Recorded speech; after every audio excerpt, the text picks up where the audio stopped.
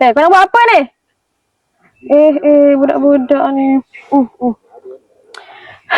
Kalau hidup terasa susah, sering berhadapan dengan masalah, hadapi dengan hati yang tabah.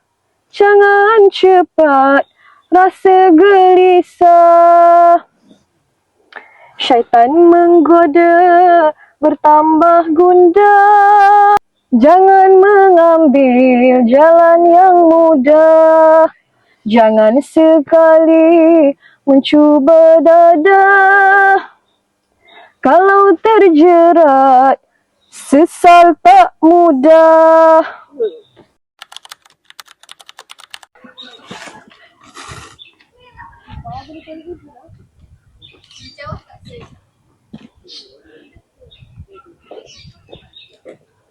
Jika ananda jadi besar, tutur dan kata janganlah kasar. Janganlah seperti orang yang sasar. Banyak orang menaruh gusar.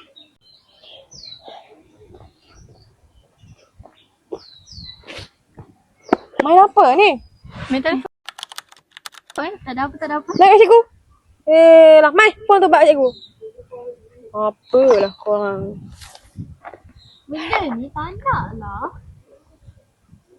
Dengar ni.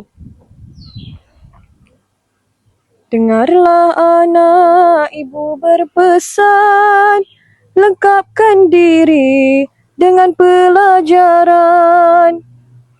Hanyalah itu jadi bekalan untuk hidup di masa depan. Ilmu itu pelindung diri, seperti kebun berpagar duri, seperti sinar intan baiduri. Itulah tanda orang jauh hari. Belajar.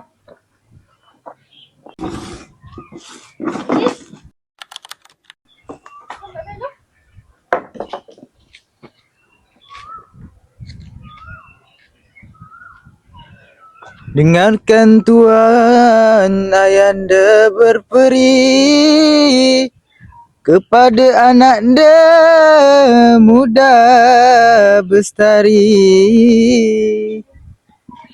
Jika benar kepada diri, nasihat kebajikan ayanda beri.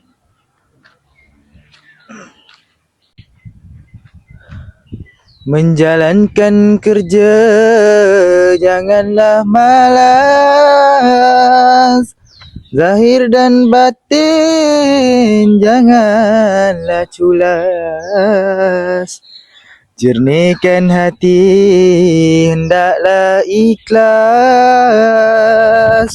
seperti air di dalam gelas. Tutur yang manis anak dia tuturkan, perangai yang lembut anak dia lakukan. Hati yang sabar anak dia tetapkan, perasaan orang anak dia fikirkan. Okay.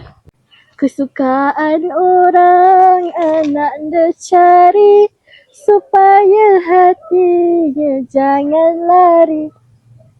Masyurlah anak dia dalam negeri, sebab kelakuan bijak bestari.